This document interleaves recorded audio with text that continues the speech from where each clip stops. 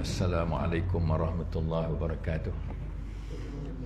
Alhamdulillah wa bihi nasta'in, wassalatu wassalamu ala Rasulillah wa ala alihi wa sahbihi ajma'in. Subhanaka la ilma lana illa ma 'allamtana innaka antal alimul hakim. Wa la haula wa la quwwata illa billahil aliyyil azim. Yang dihormati seluruh jawatan kuasa surau Silaturahim dan semua para jemaah muslimin dan juga muslimat, alhamdulillah, syukur kehadirat Allah Subhanahu wa taala. Hari ini 5 Jun bersama dengan 16 Zulkaidah, dan kita makin menghampiri satu lagi perayaan yang sebenarnya dialah raya paling besar dalam Islam, iaitu Aidil Adha berbanding dengan Aidil Fitri. Di negara Arab, Aidil Adha disambut meriah, berbeza dengan Aidil Fitri. Aidil Fitri di Malaysia disambut meriah, berbeza dengan Aidil Adha. Sebab apa Aidil Adha dikatakan raya yang besar berbanding dengan Aidil Fitri? Sebab rayanya lama, iaitu 4 hari, bermula daripada 10 Zulhijjah, iaitu hari raya Aidil Adha, sehinggalah pada 3 hari tasyrik, iaitu 11, 12 dan 13 Zulhijjah. Jadi 4 hari kesemuanya. Dan 4 hari tersebut kita boleh melakukan ibadah penyembelihan korban. Berbeza dengan Aidil Fitri, hanya 1 hari sahaja yang sepatutnya kita meraihkan, tetapi sudah jadi satu normal di Malaysia ini. Bukan kata sebulan, dia lajak sampai Zulkaidah, ya? Tapi salah ke tak salah, ya? Sebab kita bukan sembahyang raya pun, bukan khutbah, cuma kita mengadakan open house saja. Itu telajak. Open house itu pun memang dituntut dalam agama kita. Tak kiralah Syawal ke Zulkaidah ke, menjamu orang makan tu memang salah satu sunnah Rasulullah sallallahu alaihi wasallam yang Nabi suruh kita jamu orang makan. Jadi baguslah. Cuma kadang-kadang di Malaysia ini raya korbannya barangkali orang tidak indah sangat. Orang tidak indah sangat sebab dia tidak berpakaian baru, tidak berbaju baru, tidak perlu ada makanan sedap-sedap, kuih-kuih tak perlu. Jadi mereka pun rasa tak perlu sambutlah besar-besaran. Orang Arab dia sambut besar-besaran dengan cara melakukan ibadah penyembelihan korban di tepi-tepi jalan raya. Di tepi jalan raya, di simpang 4 traffic light tu, mereka buat di tepi nak menunjukkan syiar agama Islam kita bahawa hari inilah hari raya korban, Aidil Adha. Berbeza dengan orang kita di Malaysia, berlaku juga penyembelihan binatang korban, tapi di belakang masjid, di belakang surau, di belakang tembok, di belakang rumah, di belakang semak, dalam hutan, ya? Orang Arab tepi jalan raya. Bila saya naik bas, tengok, oh meriah. Tepi jalan raya mereka melakukan penyembelihan binatang korban, sambil semuanya bertakbir, Allahu Akbar, Allahu Akbar, Allahu Akbar, walillahil hamd. Di sana sini berkumandang begitu. Jadi kita rasa wah, bestnya Aidil Adha di tempat mereka.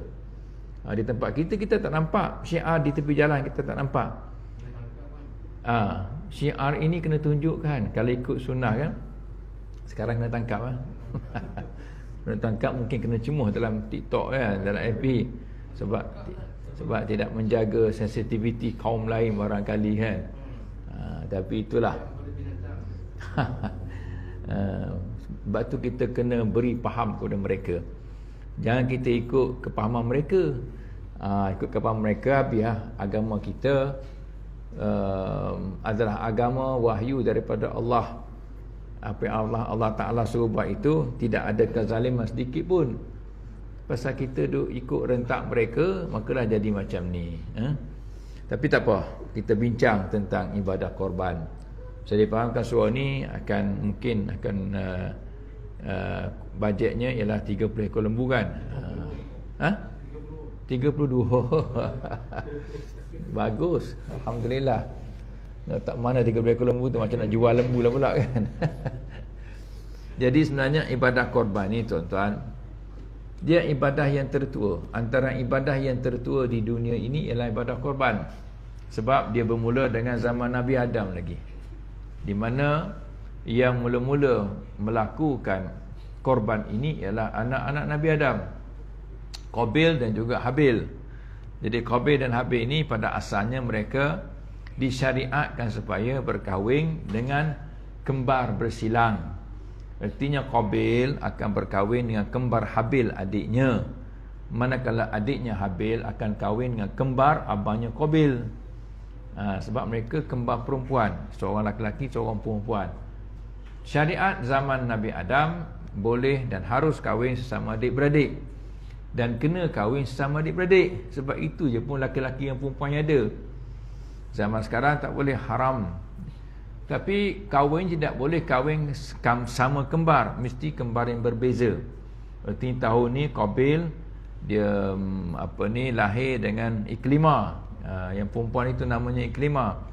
Kemudian tahun depan Habil pula kahwin dengan kembarnya yang perempuan. Jadi dia kena bersilang.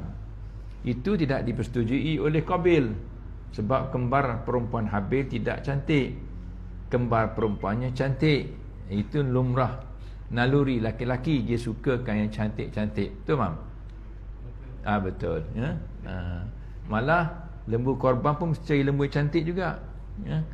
Tidaklah lembu yang berhias, bermakeup, tidaklah pakai gincu, bukan begitu ya.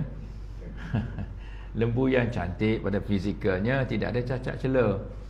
Jadi untuk menentukan siapakah yang akan berkahwin dengan Iklimah ini, maka diperintahkan kedua-duanya melakukan korban, mengorbankan apa yang mereka ada yang terbaik kepada Allah, dan letakkan di atas bukit, puncak bukit. Jadi Qabil letak di atas puncak bukit ini, Habil letakkan di atas puncak bukit ini. Jadi Habil ini seorang petani yang berjaya, seorang penternak yang berjaya. Qabil seorang petani yang berjaya. Dua-dua hebat, dua-dua ada hasil mahsul. Jadi Qabil ni tuan-tuan dirahmati Allah, walaupun dia petani yang berjaya, tapi hatinya barangkali kurang bersih macam adiknya Habil. Sebab tu ada dengki pada adiknya Habil. Bila mana adiknya Habil yang sepatutnya kahwin dengan Iklimah, adik yang cantik tu. Jadi dia meletakkan buah-buahan yang busuk, yang tak elok di atas bukit. Manakala Habil ini pula budak yang baik, dia letakkan binatang yang paling cantik. Dipilihnya antara binatang paling cantik tu, dia lihat ada seekor kibas. Kibas tu bulunya cantik, tanduknya cantik, badannya sadar, tegak, banyak isi pula. Dan itulah kibas yang dia paling sayang. Kita nak korban ni biarlah benda yang paling sayang, bawa nama pengorbanan. Lepaskan benda yang paling kita sayang untuk diserahkan kepada Allah. Kalau bagi benda yang kita tak sayang, itu bukan pengorbanan namanya. Lalu diserahkan kepada Allah di atas sebuah bukit. Yang ni tunggulah buah-buahannya yang busuk. Yang ni tunggu pula tentang kambing kibas ni yang cantik. Tiba-tiba turun satu cahaya daripada langit menyambar kibas yang dipersembahkan oleh Habil sebagai korbannya kepada Allah Subhanahu Wa Taala. Yang Qabil punya buah-buahan yang busuk, tak ada satu pun yang menyentuhnya. Maka terbuktilah ketika itu bahawa Habil lah yang layak kahwin dengan Iklimah. Tapi disebabkan dengkinya membuat-buat, maka dibunuhnya Habil. Qabil bunuh Habil. Masya Allah. Itulah jenayah yang tertua di dunia, iaitu jenayah pembunuhan sesama manusia, terutamanya adik-beradik, sampai kiamat akan berlaku. Adik-beradik ni tuan-tuan jaga. Adik-beradik Nabi Yusuf, dengki pada Yusuf. Sampai hampir-hampir dibunuhnya Yusuf, tapi akhirnya dilemparkan dalam telaga buta. Dijumpai oleh sekumpulan kafilah, akhirnya dijual. Akhirnya ada orang beli, jadi hamba dalam satu rumah. Akhirnya difitnah, masuk penjara. Masya Allah. Bermula daripada kedengkian adik-beradik. Tak heran tuan-tuan kalau sesama adik-beradik dia boleh dengki. Orang luar apatah lagi. Ya. Okey. So itu ibadah korban yang tertua di dunia. Yang pertama di dunia. Akhirnya zaman Nabi Ibrahim berlaku lagi, di mana Allah Ta'ala nak uji keimanan, ketakwaan, grade berapa, bintang ke berapa Ibrahim punya takwanya kepada Allah, imannya kepada Allah. Akhirnya diuji Nabi Ibrahim, diperintahkan dalam mimpi supaya menyembelih anaknya Ismail. Qala ya bunayya inni ara fil manami anni azbahuk fanzur madza tara. Wahai anak kesayanganku, ayah lihat dalam mimpi ayah menyembelih kamu. Apa pendapat kamu? Adab seorang ayah bertanya kepada anaknya, apa pandangan anaknya? Padahal dia tahu dah itu mimpi daripada Allah. Mimpi daripada Allah bagi seorang nabi merupakan wahyu. Nabi Ismail pula dia memang bakal menjadi rasul selepas ayahnya, dan dia memang tahu dah ayahnya seorang rasul. Dia kata, ya abati fa'al ma tu'mar satajiduni insyaallahu minas sabirin. Wahai ayahanda, laksanakan apa saja yang telah diperintahkan dalam mimpi tu, buat je. Sembelih-sembelih lah. InsyaAllah anak anda termasuk dalam kalangan orang-orang yang sabar, yakni sabar menjalani perintah Allah. Akhirnya Nabi Ibrahim pun bawa anaknya di atas sebuah bukit. Biasa dulu sebuah bukit lah nak persembahkan korban. Qabil atas bukit, Habil atas bukit. Ibrahim pun bawa anaknya Ismail ke atas sebuah bukit di Mina. Di Mina ada satu bukit, tuan-tuan akan lihat di atas bukit tersebut ada macam tugu warna putih. Di tanda situ tersebut tempat yang dipercayai Nabi Ibrahim bawa anaknya Ismail untuk disembelih di situ, sebagai tanda pengorbanan dia kepada Allah, menyembelih anaknya yang dia sayang. Bukan lembu, anak dia yang dia sayang. Sebab itu perintah Allah, bukan sahaja sembelih ni. Ini perintah Allah. Akhirnya dia bawa. Allah Ta'ala nak tengok dia buat ke tak buat. Allah Ta'ala nak perhati dah, nak menilai je, buat ke tak buat. Tuhan Maha mengetahui, ya? Bukan tak tahu. Akhirnya dia sembelih sungguh. Letak pisau kat leher, memang nak sembelih.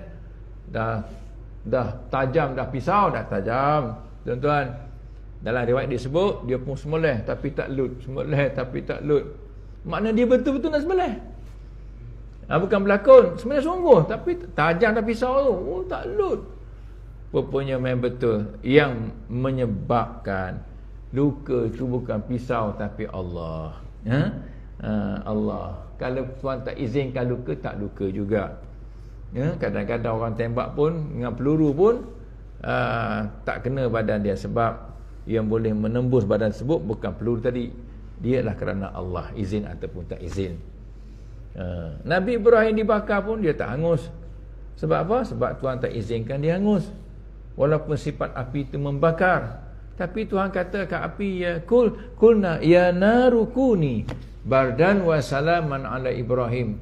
Kami berkata, Allah berkata, wahai api, kuni, jadilah kamu bardan, sejuk, wasalaman, sejahtera, ala Ibrahim, ke atas Nabi Ibrahim.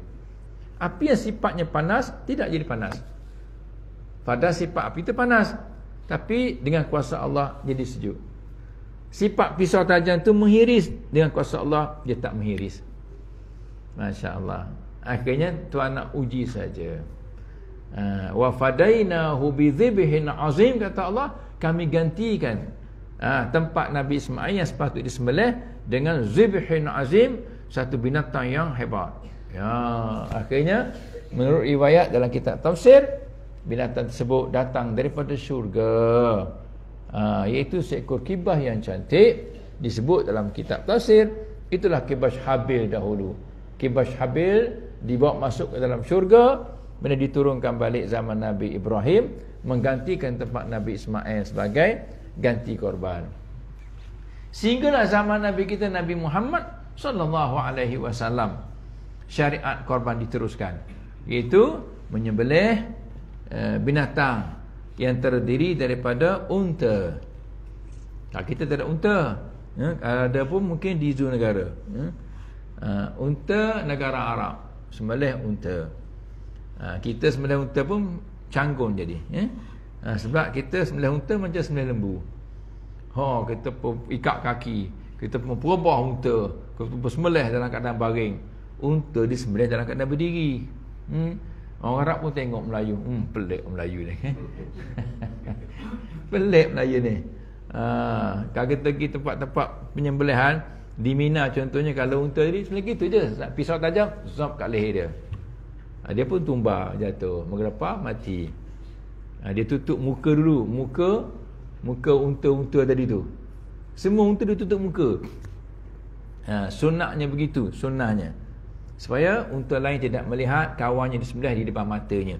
Mungkin kawan dia, mungkin mak dia, mungkin ayah dia, mungkin anak dia, mungkin abang dia, mungkin adik dia, mungkin kakak dia. Jadi unta dia ada hati dan perasaan. Kita kata tak ada akal kan? Okey, tapi dia ada hati dan perasaan. Dia boleh menangis, boleh sedih. Sebab melihat disembelih depan matanya. Sebab itu sunnahnya kita tutup, serkupkan dengan kain ke, dengan guni ke, kepala binatang yang hendak kita sembelih. Jika sekiranya sembelihan tersebut dekat-dekat antara lembu, antara unta, mereka sembelih dalam kilang tempat penyembelihan. Jadi dekat-dekat lah. Jadi tutup, bila nak sembelih baru buka, baru zap, jatuh menggelepar, buka ni pula zap, cepat dia buat. Kita seharian kejar lembu dulu, putus tali lah apa semua kan. Maghrib baru sembelih. Dia sekejap je, memang profesional betul, zap. Sebab dalam kilang memang orang pro lah, yang expert. Jadi unta. Kemudian kerbau, ni halal, memang kategori untuk korban, kerbau. Setengah-setengah negeri Sembilan ke tempat-tempat biasa yang lain memang ada disembelih kerbau. Tapi biasanya lembu lah. Kerbau memang ada juga, tapi kampung-kampung dulu lah. Saya ingat masa kecil-kecil ada sembelih kerbau dulu untuk ibadah korban. Sekarang payah nak cari dah. Banyak orang bela lembu. Jadi yang ketiga lembu. Lembu. Yang keempat, ni normal lah lembu ni. Di mana-mana memang banyak lembu. Yang keempat ialah kambing biri-biri. Kambing biri-biri. Kambing lain, biri-biri lain. Antara kambing dengan biri-biri, afdal biri-biri. Orang kata lagi sedap daging biri-biri banding dengan kambing. Jadi wallahualam. Dan kambing biri-biri ini termasuk juga kibas. Dia punya adik-beradik, sepupu sepapak lah. Kibas itu ekornya kembang. Kembang itu dipanggil kibas. Okey. Kadang kita susah nak bezakan. Tengok ekor tahu, ini kibas orang Arab panggil. Di negara kita tak banyak kibas, yang ada kambing. Dan biri-biri pun tak banyak juga, yang ada banyaknya kambing, ya. Okey. Apa tujuan? Sebab kadang-kadang bergaduh juga. Bergaduh, bayar RM800 satu bahagian. Kalau satu peserta dapat berapa? Berapa kilo seorang? Sini? 3 kilo akan diberikan oleh jawatankuasa surau atau penganjur. Awak peserta kan? Ya. Okey. Peserta dapat 3 kilo. 3,5 kilo lah. Okey, 3,5 kilo. Bagi setengah sikit, ya. 3,5 kilo tu pun dia marah. Saya bagi 800 dapat 3,5 kilo je. RM800 tu kalau saya pergi kedai, bukan kata 3,5 kilo, mungkin 30 kilo saya dapat dengan RM800. Sebab itu, apa tujuan ibadah korban? Ibadah korban itu tujuannya lihat pada perkataan kurban. Korban itu dalam bahasa Arab, dalam bahasa Hindustan pun kurbani, korban juga, korban. Hindustan dengan Arab, kadang-kadang orang Hindustan dia ambil ciplak bahasa Arab. Macam kita jugalah, Melayu kadang-kadang dia ciplak bahasa Arab masuk dalam bahasa Melayu. Kita mana ada ni sejadah? Ada tak sejadah dalam bahasa Melayu? Sejadah tak ada kan? Kapet pasal putih. Dan bila sebut sejadah, biasanya sejadah tu ialah untuk sembahyang, kan? Sejadah. Ada sejadah ada. Kita tinggal sembahyang panjang pula sejadah. Bila sebut sejadah, semua tahu sejadah. Sejadah bahasa Arab, asalnya sujud. Banyak kita pinjam bahasa Arab. Sujud bahasa Arab. Ini macam ni apa ni? Rokok. Boleh tak kita ganti dengan bahasa lain, rokok? Ada tak? Menongging lain. Mungkin kita boleh gantikan merokok tu sama dengan sigaret lah. Sigaret, rokok. Rokok. Tengah buat apa tu? Sigaret. Ya. Apa dia? Rokok. Tak ada. Sebab tu kita banyak pinjam bahasa Arab. Okey. Bahasa Hindustan pun juga korban ni. Korban ni adalah korban, karib, korban. Ini kawan karib saya. Ini kawan biasa. Mana kawan karib? Ini kawan karib. Itu kawan yang paling rapat, kawan yang paling dekat. Itu kawan karib, paling rapat. So korban ialah tujuan kita menyembelih binatang-binatang tadi. Satu bahagian kah, seekor lembu kah, seekor kambing kah. Tujuan ialah nak merapatkan diri kita makin dekat dengan Allah. Tu je. Bukan nak daging sangat. Jadi janganlah kita gaduh-gaduh pasal daging. 3,5 kilo je. Apa tujuan korban? Mendekatkan diri kepada Allah. Kena faham betul-betul dia punya matlamat dan tujuan kita melakukan ibadah korban. Tuan-tuan dirahmati Allah. Dah terkumpul berapa bahagian dah surah ni? Terkumpul berapa ekor lembu dah? Baru saya nak berapa ekor? Cukup lah ya. Siapa nak buat kerja kan, kita kena fikir itulah siapa nak buat kerja. Saya ingat yang ramai surah ni balik kampung ni ya. Kalau tak balik, gotong royong lah, bantu ya, supaya at least di surah kita adalah seekor lembu sekurang-kurangnya dia tak ada langsung. So alhamdulillah seekor lembu 7 bahagian. Orang kita ramai ustaz, surah nak seekor lembu je. Okey, tak apa, kita boleh buat ibadah korban di tempat lain lagi. Kita wakilkan orang lain pun boleh. Wakilkan adik kita kat kampung ke, aku wakilkan kau ya. Satu bahagian dari seekor lembu dengan harga RM800. Aku niat lah, jadi aku wakilkan kau, kau niat nanti. Aku niat wakilkan kau lah ni, wakalah. Okey, diterima wakalah kita, boleh dan sah lah. Dan kita dikira melakukan ibadah korban di kampung. Sebab surah ni 7 bahagian seekor lembu je. Di Kemboja boleh buat, tak ada masalah, tak timbul masalah. Kenapa tak buat ibadah korban tahun ni? Oh sebab surah satu ekor lembu je. Punyalah ramai pun duduk ekor lembu je, jadi saya tak buat tahun ni. Kita banyak pilihan tempat lain. Cuma saya katakan tuan-tuan rahmati Allah, nak buat ibadah korban ni tuan-tuan memang satu suruhan. Sebab hukumnya ialah sunat muakkadah. Hukum sunat muakkadah artinya sunat itu sangat dituntut. Sunat yang sangat dituntut, bukan sunat biasa-biasa. Dia sangat dituntut artinya sunat muakkadah ni levelnya bawah sikit ada wajib. Dalam mazhab lain wajib. Dalam mazhab kita sunat muakkadah bawah sikit ada wajib, atas sikit ada sunat. Dan levelnya tinggi juga, levelnya tinggi sebab berdasarkan ancaman daripada Nabi sallallahu alaihi wasallam, man wajadalahu sa'atan, siapa-siapa yang ada kemampuan, walam yudhahi, tapi dia tidak melakukan ibadah korban. Kemampuan dari segi keuangan tu ada. Kalau dia susah, tak ada masalah, tak buat korban pun tak apa. Tapi kalau dia ada kemampuan, duit gajinya banyak, dalam akaun banknya banyak, tak guna langsung pun, dan dia ada kemampuan dari sudut tu, maka dia tidak melakukan ibadah korban, fala yaqrabanna musallana, maka orang macam ni tidak usah dekati tempat solat kami lah, kata Nabi. Tak payah datang masjid lah, tak payah datang surau lah. Kalau dengan itu pun berkira dengan Allah Subhanahu Wa Taala, itu pun berkira dengan Allah, tak payah datang lah. Sebab Nabi tak pernah miss. Sehinggalah ke akhir hayat Nabi, Nabi sentiasa melakukan ibadah korban. Dan biasa disebut dalam hadis, Nabi melakukan ibadah korban dengan menyembelih 2 ekor kibas yang berwarna putih, yang ada tanduknya cantik. Masya Allah. Kibas tu mahal. Kibas, seekor kibas bersama dengan satu bahagian, tak ada pecah-pecah dah. So kita pula, kita lebih suka lembu berbanding dengan kambing bila melakukan ibadah korban. Tapi kalau kita pergi ke restoran, kita cari daging kambing. Pelik kan? Kenapa? Ada kari kambing tak? Kalau tempat saya Bandar Baru Bangi tuan-tuan, tu Canai di bukit. Berarti canai atas bukit tu, kenapa dia viral? Sebab dia ada kari kambing.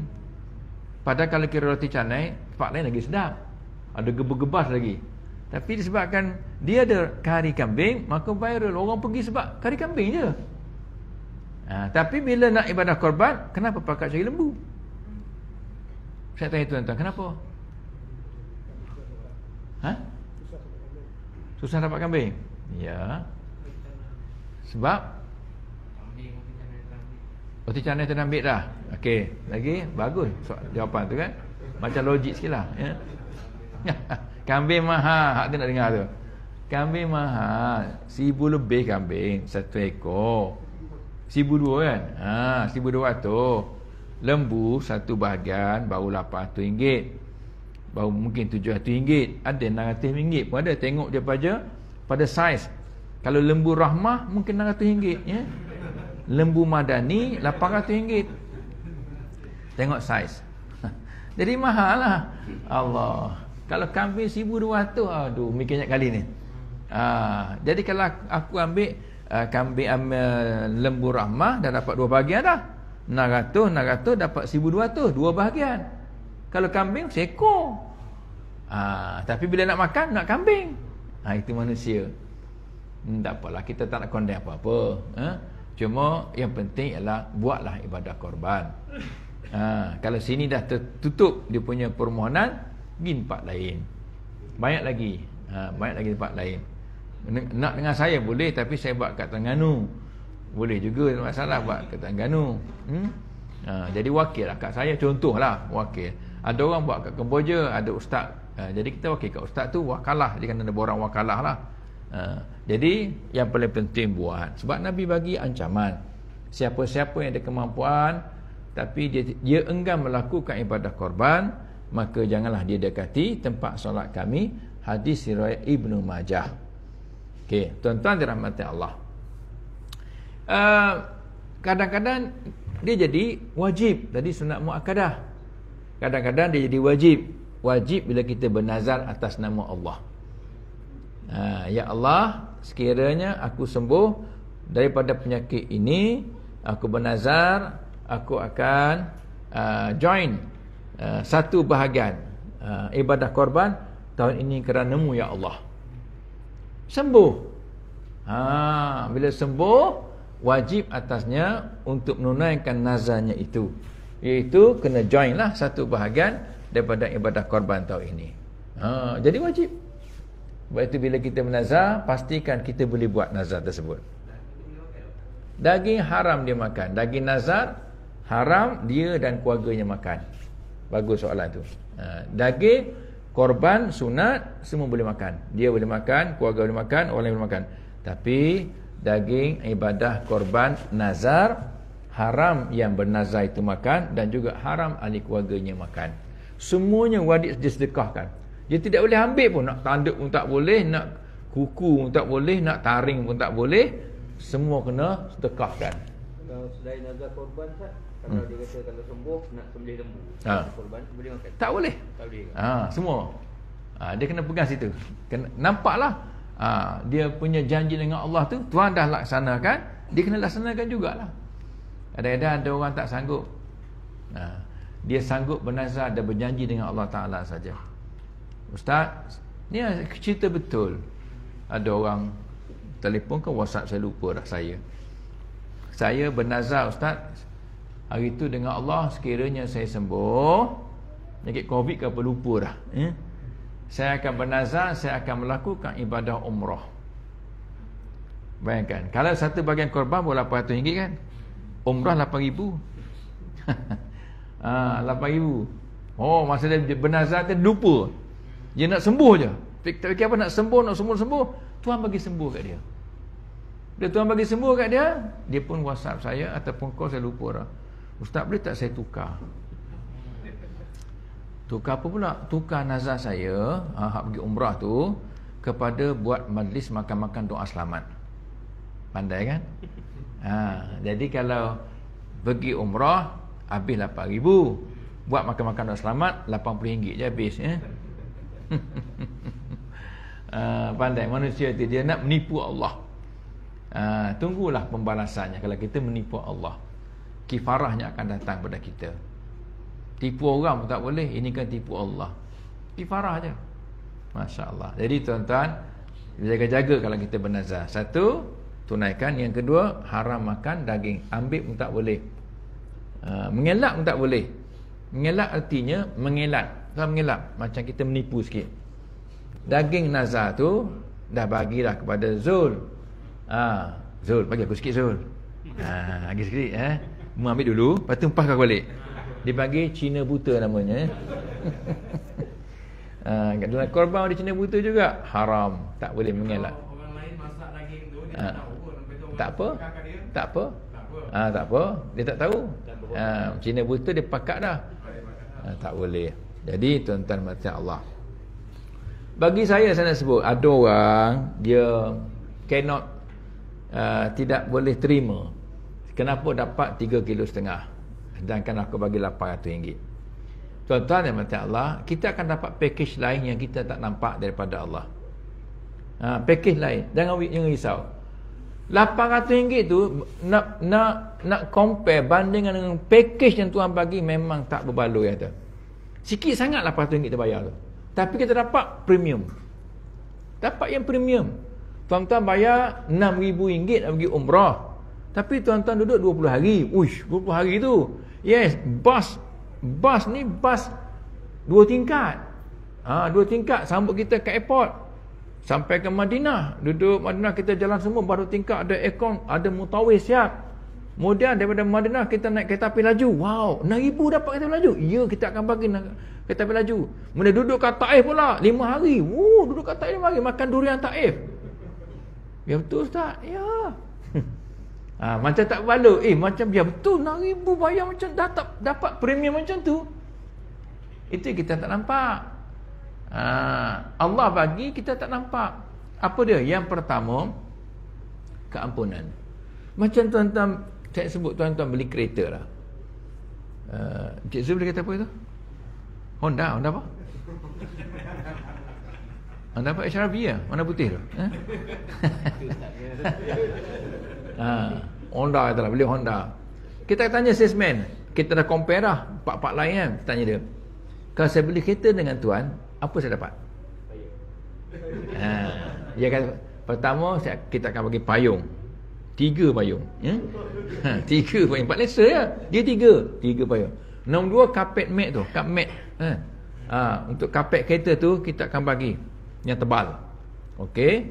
Yang ketiga, kita akan bagi tray kat kereta, belakang bonet tray. Maksudnya kalau tumpah apa pun dia masih dalam tray itulah. Dia tak tumpah bawah. Oh bagus. Yang keempat, kita akan tinted percuma. Gelap, tinted. Okey, tinted percuma bagus. Yang kelima, kita akan bagi kamera. Pasang kamera. Kamera apa? Dashcam.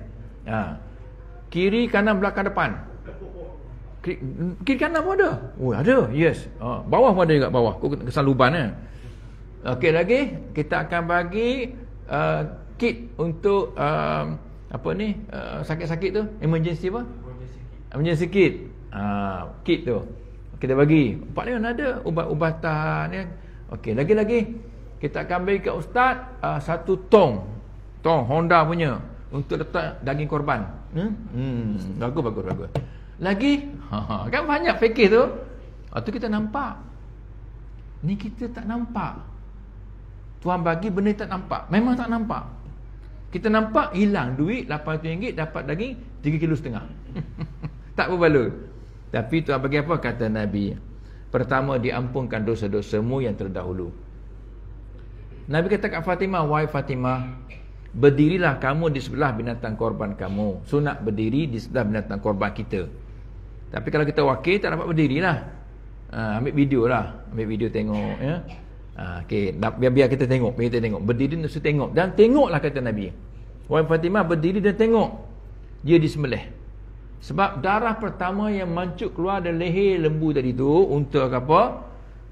Itulah petanda bahawa dosa-dosamu akan diampun oleh Allah Ta'ala. Sebelum dia jatuh ke bumi, selesai, settle. Dosamu diampun oleh Allah. Bayangkan tuan-tuan, cepatnya keampunan Tuhan tu. Kalau kita sembelih lembu ni tuan, zak, darah tu cepat macam tu, zup, jatuh terus. Cepat. Tapi lagi cepat keampunan Allah untuk peserta-peserta ibadah korban. Benda tak nampak. Dosa diampun tak nampak. Keampunan kita tak nampak. Kalau orang nampak, berebut orang buat ibadah korban. Satu. Yang kedua, ni tak nampak, fikir tak nampak ni. Kata Nabi, tidak ada satu amalan yang dilakukan oleh anak Adam pada hari raya Aidil Adha, raya korban ni, yang lebih disukai Allah melainkan melakukan ibadah korban.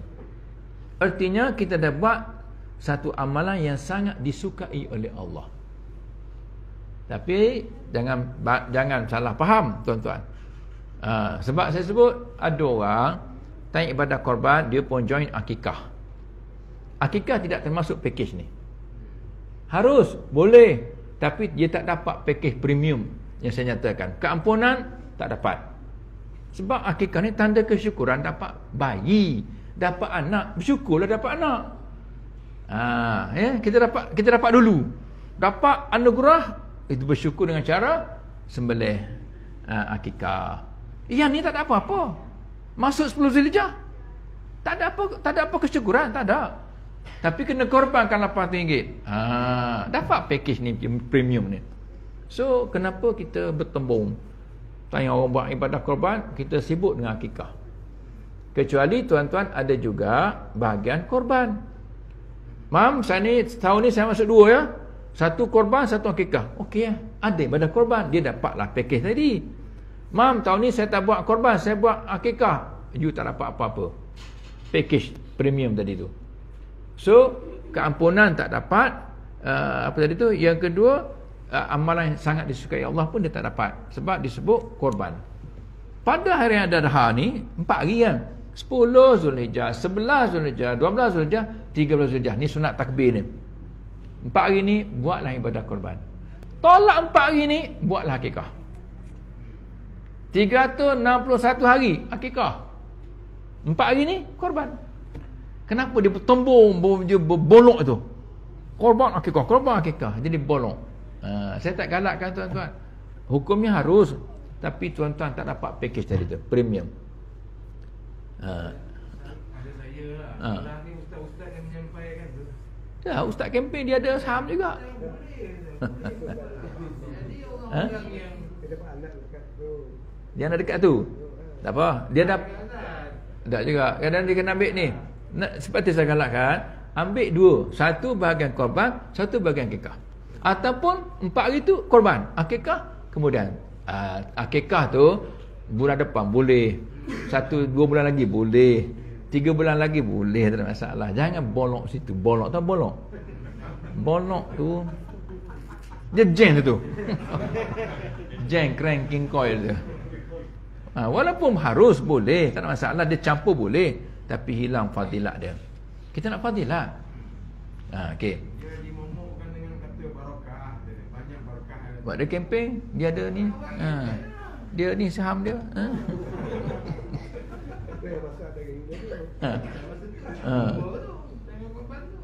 Saya tak marah, tapi biar ada satu lagi korban. Atas nama yang satu ada 2. Satu akikah untuk anak dia, satu lagi korban untuk dirinya. Akikah untuk anak. Untuk diri awak, bagi bapa, korban lah. Okey. Package yang ketiga ialah pahala. Pahala ni tuan-tuan tidak terkira. Kalau tuan-tuan kira, tuan-tuan jadi gila. Baik jangan kira. Sebab berdasarkan hadis riwayat Ibnu Majah, bikulli sya'ratin hasanah. Pada setiap bulu binatang korban itu dapat satu pahala. Tuan-tuan pernah kira bulu dia? Betul saya tergila. Lembu nampak macam tak ada bulu kan? Tuan-tuan pergi dekat, tuan-tuan gosok-gosok, berbulu. Binatang tu jenis berbulu. Cuma bulunya pendek dan sama dengan badan bulunya. Sama juga, memang tak terkira. Banyak bulu lembu tu. Kambing biri-biri lagi lah. Nak selak pun tak boleh biri-biri tu. Tak usah kira lah. Kecuali tuan-tuan ada alat pengira kat yang angkat band negara. Ya? Tuan-tuan potong siap-siap, ambil apa mesin tu, mesin pencukur tu, zoom, masuk satu bekas, ambil mesin kat bank negara tu kira 1, 2, 3, biar mesin tu gila pula. Jadi kita ni package premium memang tak nampak. Tapi bukan bulu akikah. Bulu ibadah korban. Nabi sebut ni hak korban. 1 bulu 1 pahala. Masya Allah.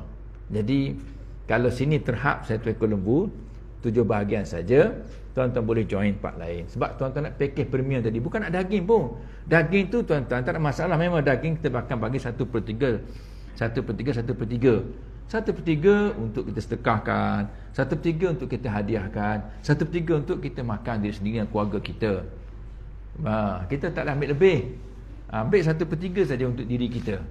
Ada orang ambil lebih boleh juga, tapi lepas tu dia sedekah orang lain.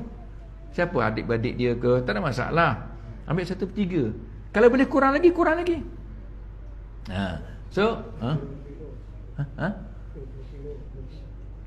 apa? Oh, Masya Allah, bagusnya. 3,5 kilo okey lah. Ngam-ngam tu 1/3 tak? Okey lah. 3,5 kilo okey lah.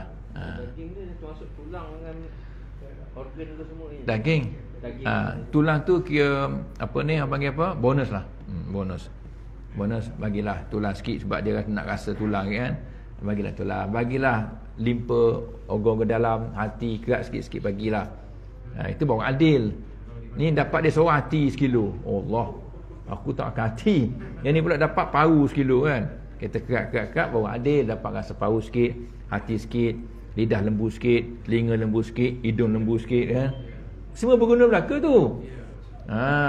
Tanduk je makan dengan tahi. Kulit boleh guna.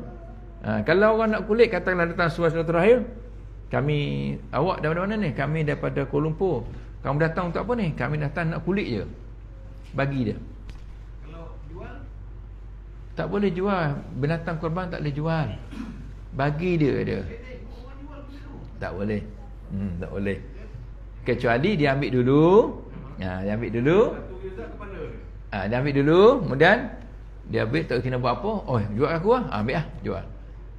Lain. Maknanya orang bukan peserta. Peserta ni orang luar. Dia ambil. Peserta tak boleh jual. Kepala sama juga. Sebab itu dalam pembahagian mengenai ibadah korban, jawatankuasa kena tegas. Sebab kadang-kadang yang hilang ekor dan kepala, termasuk batang pinang. Masuk ragam motosikal, so dia pecut. So kena ingat, tanpa restu dikira mencuri. Tak berkat daging tu. Biar adil, daging batang pinang pun potong 7 juga.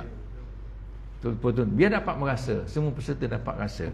Kalau kulit Ustaz dijadikan macam gendang ke apa benda, boleh? Boleh, buat kasut pun boleh, jaket boleh. Boleh. Bagi orang dia nak, saya nak, boleh tak? Bagi je. Walaupun dia meniaga, dia meniaga Ustaz, tak apa, bagi je. Bagi. Dia nak bagi berapa kat suar terpulang. Jangan tanya berapa nak bayar. Ini bukan masalah jual beli. Ini masalah daging korban, bagi kat dia. Dia kata saya nak bagi kat suar, terpulang, ada awak masuk tabung suar, terpulang, pergi kan, masuklah. Itu hak awak. Saya bukan jual beli. Gitu. Kalau kita hadiahkan daging korban kita, bahagian kita kepada orang bukan Islam, di sini timbul dari segi mazhab mana.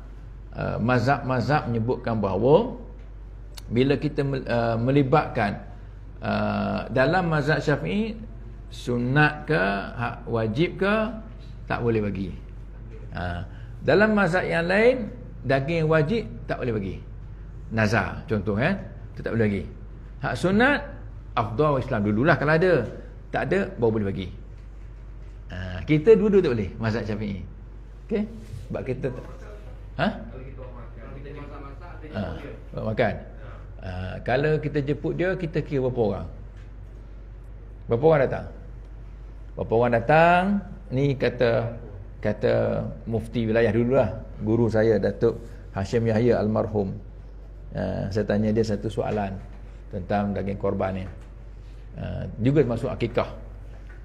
Kalau orang kafir datang, yalah akikah kan, anak kita punya ni kawan-kawan dia berdatang, atau daging korban jiran-jiran datang. Dia kata ginilah, nak keluar dari khilaf. Khilaf itu ialah perbezaan pendapat di kalangan ulama, sebab ada kata haram, ada kata boleh. Jadi kena keluar khilaf. supaya kita tidak terjerat dalam haram tadi tu, dosa dia. Berapa orang datang? Kira dulu berapa orang. So beli daging kat pasar, daging lain. Campakkan dalam kawah tadi, sama. Settle. Tak ada asing-asing, settle. Kita anggap dia makan tu. Habis lah. Okey, ada soalan lain? Nak habis dah? Macam tugas macam mana Ustaz? Yang upah tu. Okey. Upah saya galakkan dalam bentuk lain lah. Camp card ke, ya. Seluar apa, gusti ke, apa-apa, tak salah, ya. Bagi jam ke, bagi laptop seorang ke, terpulang lah, ya. Kita tak galakkan upah, tak boleh pun upah bagi daging korban, tak boleh. Tukang sembelih pun sama juga. Bagilah, biasanya imam kan, bagilah serban dengan kopiah, made in China kat dia kan. Biasanya collection kita ambil, kita dah kira siap dengan upah dan pembelanjaan pengurusan. Nak beli apa, pinggan apa ni, pakai buang, gelas pakai buang pada hari kejadian tadi kan, nak beli gula, nak beli air sirap, nak beli apa lagi, nasi nak makan, termasuk juga upah siap dah dalam tu. Itu kita panggil perbelanjaan pengurusan ibadah korban. Ambil kat situ berapa tukang sembelih, tukang lapah berapa orang, kira-kira bagilah RM20 ataupun RM30 seorang. Dah ambil kat situ siap-siap. Jangan ambil daging. Daging tu hadiah, bukan upah. Bang, hadiah untuk tukang sembelih. Ya. Saya tolong, saya tak korban, tolong potong lembu semua. Tapi orang nak korban tu bagi kat saya, tak apa. Boleh? Tengok dia kata apa. Dia kata ni upah awak, minta maaf, haram upah. Betul tak tukar dia? Hadiah. Betul balik. Betul hukumnya. Okey. Mungkin dia pun silap faham ya. Okey, kasih hadiah baru boleh ambil. Upah tak boleh. Okey, jalan Pahalanya banyaklah kalau untuk korbannya kan. Tapi kita yalah, kita niat untuk satu keluarga kita. Kita seorang dapat kata, keluarga pun dapat sama. Dia gini. Dalam satu keluarga dipanggil sunat kifayah. Sunat satu keluarga tu seorang terlibat, cukup dah. Tapi kalau semua terlibat lagi bagus. Dalam satu keluarga seorang sunat terlibat. InsyaAllah mudah-mudahan dapat pahala lah satu rumah tersebut. Okey, ada soalan lain? Tulang-tulang semua Ustaz, kena buang, kena tanam semua. Kalau tanam terpijak sakit kaki, dah kencing manis habis lah, rosak ya. Elok tanam lah, tulang tajam Jadi sebenarnya hukumnya kata apa, sunat tanam. Dia tak wajib pun, sunat tanam saja, sebab dia adalah lembut ibadah. Kita tak mau benda tu jadi dihinakan, jadi kencing kucing ke, sebab dia ibadah. Sebab tu nak tanam semua. Kulit-kulit kalau tak ada orang nak, tanam je lah. Kalau orang nak, bagi, jangan berkira. So tulang tadi sama juga. Habis makan, kalau tak ada tempat nak tanam, buang tu sampah lah. Tak ada tempat nak tanam, elok tanam. Tak ada tempat tanam, buang macam biasa dah lah. Dia tak jadi wajib. Dah kenyang makan ya. Tak kira dah tulang-tulang kan. Dan yang seterusnya ialah, kalau buat sedap-sedap, jangan lupa lah panggil penceramah ustaz-ustaz ya. Dia suruh ustaz mengajar buat korban, tapi bila korban tak panggil pun ya. Buat senyap je kan. Okey, saya ingat cukup sekadar itu pada malam ni ibadah korban. Mudah-mudahan dapat kefahaman yang jelas. InsyaAllah kita jumpa lagi dalam kuliah yang akan datang. Bismillahirrahmanirrahim. Alhamdulillah Rabbil Alamin. Wassalatu wassalamu ala rasulillah wa ala alihi wa sahbihi ajma'in. Allahumma inna nas'aluka ilman nafi'a wa rizqan tayyiba wa amalan mutaqabbala birahmatika ya arhamar rahimin. Walhamdulillahi Rabbil Alamin. Taqabbalallahu minkum. Wassalamualaikum warahmatullahi wabarakatuh.